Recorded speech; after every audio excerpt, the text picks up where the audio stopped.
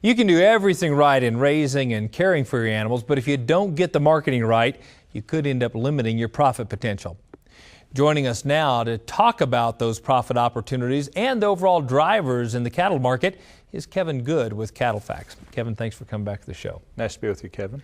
You know, those Cattlefax sessions that you all do at NCBA's convention are always so popular. Can you give us any kind of highlight or insight into some of the topics you'll be discussing this year? Yes, during the Cattlemen's College, we'll present U.S. beef and global trade.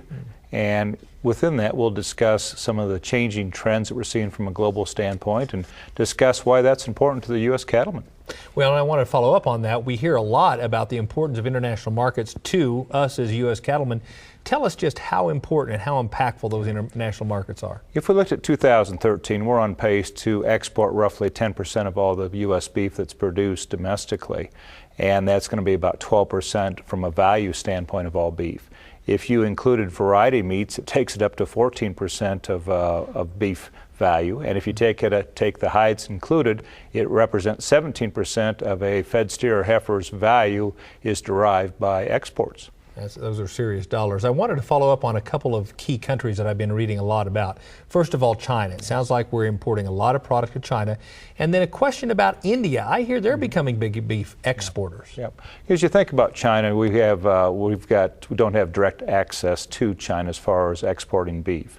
But we do export a lot of beef into Hong Kong, Taiwan, Vietnam that may or may not go into China one way or the other.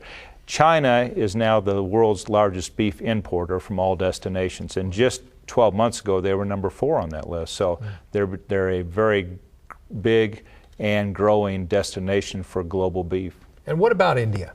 India, that's something that kind of ran under people's radar for a number of years, but in reality, India, if you include buffalo beef and their Cara beef, they are the world's largest beef exporter now, which is takes you off guard, but and it does, a lot of that product is going into the Southeast Asian market, and it does to some degree displace some of the other countries that compete in that market. Well, let's focus a little closer to home now. What do you see in this fall market for U.S. cattlemen here over the next couple of months? Yep. You know, the global trade is going to continue to be supportive to U.S. beef prices as we go through the end of the year. Supplies are going to get tighter as we go into the winter period for fed cattle in particular.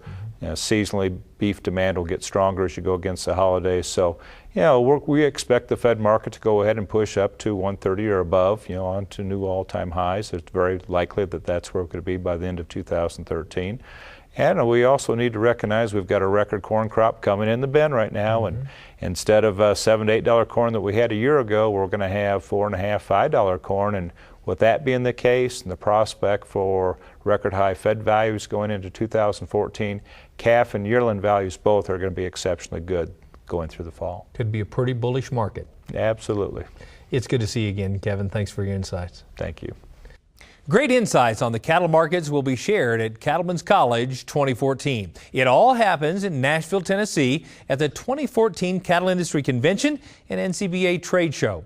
Register now at the website beefusa.org.